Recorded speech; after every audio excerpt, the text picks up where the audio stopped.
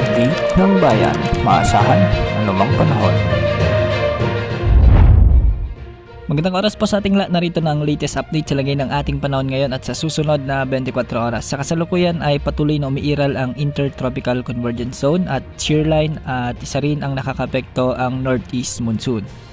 Dahil nga sa Intertropical Convergence Zone o ang salubungan ng mainit at malamig na hangin mula Northern at Southern Hemisphere, magiging maulap ang mga kalangitan na may mga kalat-kalat na pagulan at pagkidlat-pagkulog sa bahagi ng Caraga Region, Davao Region, sa may Northern Mindanao, Southern Leyte, Bohol, Siquijor, Basilan, Sulu at Tawi-Tawi. Pinag-iingat natin ang ating mga kababayan dyan dahil posible ang mga flash floods o biglang pagbaha at pagguho ng lupa, lalo na kung may mga umiiral ng katamtaman at kung minsan ay malalakas na pag-ulan.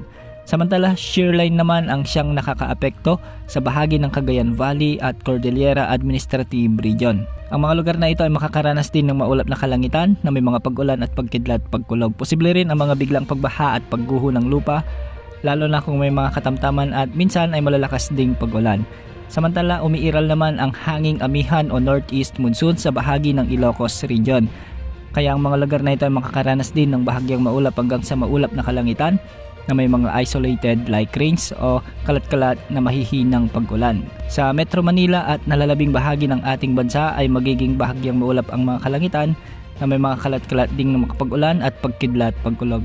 Dulot naman ito ng localized thunderstorms. Samantala, wala naman tayong namomonitor na panibagong nagbabantang LPA o bagyo na posibleng pumasok sa ating Philippine Area of Responsibility sa susunod na 3 hanggang 5 araw. Base naman sa latest tropical cyclone threat potential forecast ng Pag-asa ay nananatiling mababa ang posibilidad na may mabuong bagyo na pumasok sa ating area of responsibility.